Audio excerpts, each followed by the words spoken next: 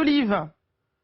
Ils exportent le savoir-faire et la fantaisie à la française. Michel et Augustin, leurs petits sablés et cookies font craquer les Américains. Des biscuits désormais vendus dans des milliers de cafés Starbucks que comptent les États-Unis, un énorme marché. La PME française réalise là son rêve américain et ce sont les réseaux sociaux qui lui ont aussi permis de décrocher ce contrat du siècle. C'est un reportage signé Yves Scheffner, Vincent Bonnet et Marc Guéring.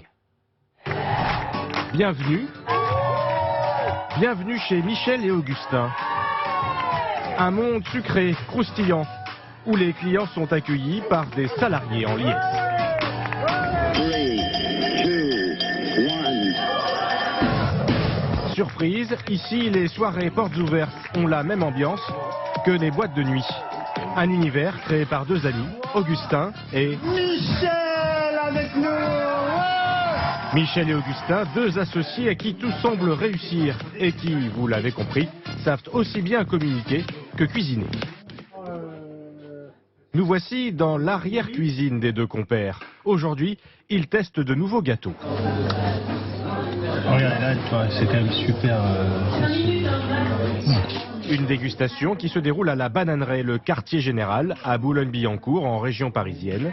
Michel et Augustin veulent prochainement compléter leur gamme de biscuits. Le quart est homogène. Le quart est fondant. Honnêtement, ils sont top. Hein. C'est très très bon. Moi, ma préférence, c'est ça. Carré avec ce type de... Notre objectif, c'est les recettes dont on rêve.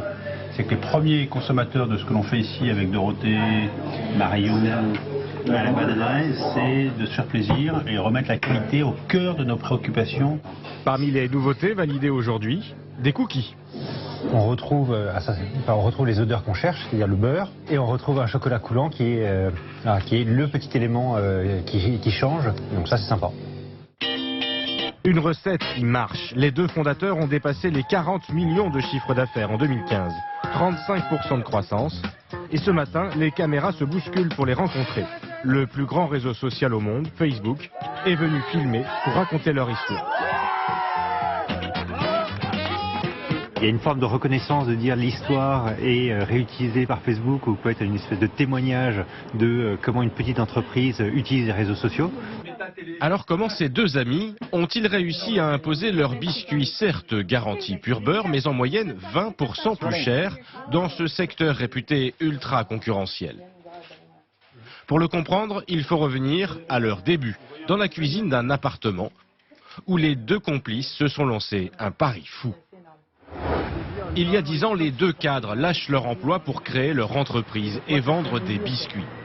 Ici, dans le 18e arrondissement de Paris, ils confectionnent leur premier petit gâteau dans la cuisine d'Augustin, juste à cette adresse. On a commencé avec Michel à faire des petits sablés ronds et bons dans ma cuisine de mon petit appart là. C'est un peu comme chez notre grand-mère où en fait vous retournez un verre et vous découpez de la pâte. Ensuite vous mettez tout ça au four. Et on a fait plus de 300 essais avec Michel pour faire les meilleurs sablés du monde. Et pour vendre leur première fournée... Salut Salah. Bonjour. Ça va? Les deux amis vont tout simplement aller solliciter leur petite épicerie de quartier. À l'époque, on avait une petite corbeille avec nos petits sablés ronds et bons qui étaient là. On avait fait un petit écriteau sur une ardoise et tu as fait la première vente. Et l'histoire est née ici. Ils m'ont fait goûter, j'ai trouvé ça très bon. Alors j'ai accepté de le lancer. L'idée, c'est d'avoir les produits juste en bas et d'avoir Salah qui pouvait nous dire immédiatement est-ce que ça marche, est-ce que ça marche pas. À la conquête de nouveaux clients, Michel et Augustin n'hésitent pas à faire du porte-à-porte dans le quartier. Et c'est ainsi que se construit leur renommée, portée par l'ambition de ces deux entrepreneurs. J'ai quand même un souvenir d'être dans cette cuisine et de se dire peut-être qu'un jour on en fera une aventure mondiale. Probablement pas, mais peut-être que si. Donc il y a toujours eu dès le départ cette ambition d'essayer de faire rayonner le savoir-faire pâtissier français dans le monde entier. Et pour se donner les moyens de cette ambition, les deux associés s'inspirent d'un modèle de réussite. La marque de crème glacée, Ben & Jerry's. Comme eux, les deux fondateurs choisissent leur prénom pour créer leur entreprise. Comme eux, la vache est un argument de vente et surtout, comme eux, leur produit doit être gourmand et véhiculer la joie de vivre.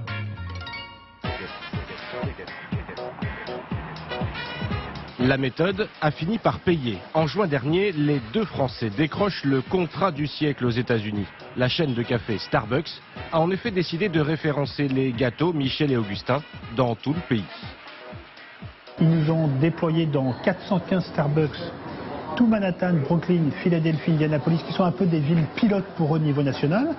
Et là, globalement, je crois que ça se passait bien. Et ils nous ont déployés maintenant dans 7624 Starbucks. Pour eux, la réussite s'acquiert une fois encore au culot. Car au lieu d'envoyer comme demandé par Starbucks un colis avec leurs meilleurs produits, ce sont 2 collaborateurs qui sont partis vers le siège de la firme en relayant leur aventure sur les réseaux sociaux. Le succès est tel que le PDG en personne reçoit les 2 émissaires.